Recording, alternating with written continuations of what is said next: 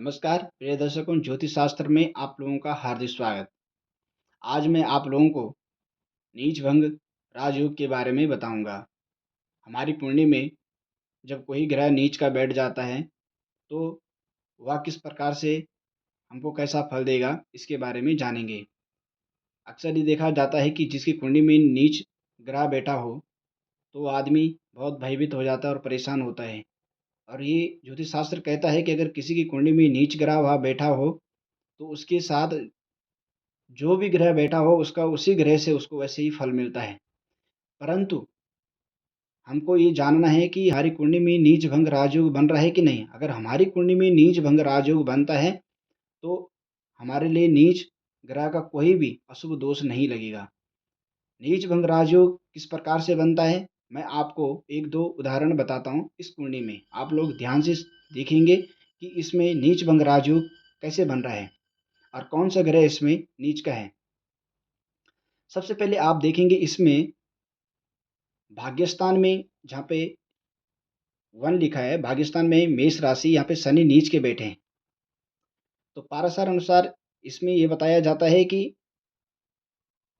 अगर जिस राशि में ग्रह नीच का बैठा है उस राशि का स्वामी चंद्रमा से अगर केंद्र में हो तो नीच भंग राजयोग बन जाता है। पहला पॉइंट तो ये है। आप देखेंगे किस प्रकार बन रहा है, क्योंकि हमारा केंद्र 1, 4 और 7 और 10 एक केंद्र स्थान होते हैं और शनि यहाँ पे मेष राशि में नीच के बैठे हैं। तो सब षष्टम और सप्तम भाव के मालिक भाग्यस्थान में शनि नीच राशि के बैठे हैं।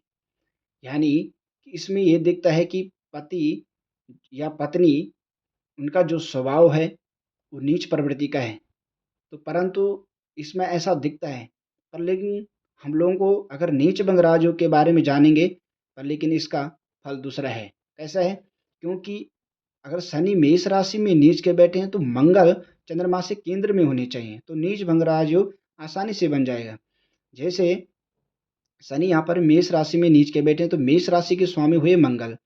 अब मंगल यहाँ सप्तम में बैठे हैं, परंतु ये देखना है कि मंगल चंद्रमा से केंद्र में है कि नहीं। तो यहाँ से हम गिनेंगे तो 1, 2, 3, 4, 5, 6 और 7, क्योंकि सातवां स्थान केंद्र का होता है तो ये चंद्रमा से सप्तम दृष्टि मंगल पे पड़ती है। तो इसका मतलब ये है कि इसमें नीच भंग राजयोग बनता है कि चंद्रमा पे मंगल की दृष्टि पड़ने पर एक दूसरे पे परस्पर देख भी रहे हैं और वैसे भी चंद्रमा से मंगल केंद्र में है तो ये नीच भंग राजयोग बनता है। तो इसमें उनको पत्नी या पति संबंधी कोई भी परेशानी नहीं होगी।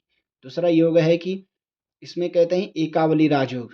एकावली राजयोग का अर्थ होता है कि एक तरफ से 3 या 4 या 5 स्थान से क्रम से अगर कोई ग्रह बैठ जाए या पापी बैठे या शुभ ग्रह बैठे तो उसका एकावली राजयोग होने के कारण उसको अशुभ दोष नीच दोष नहीं लगता है। जैसे यहाँ से देखेंगे आप, एकादश में, दशम में, नवम में, अष्टम में और सप्तम में एक क्रम से एकावली राजयोग बनता है। तो एकावली राजयोग किसी की कुंडली में बन गया तो सबसे उत्तम फलदायक होता है।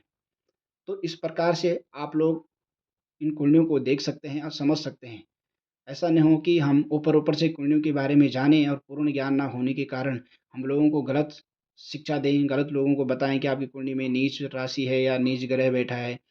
तो इसका अर्थ ऐसा नहीं। आप अच्छी तरह से जानेंगे और फिर समझेंगे, फिर लोगों को जनमानस को बताएँगे किस प्रकार किसी कुंडली में कैसा है। हरि ओम, जय श्री राधे।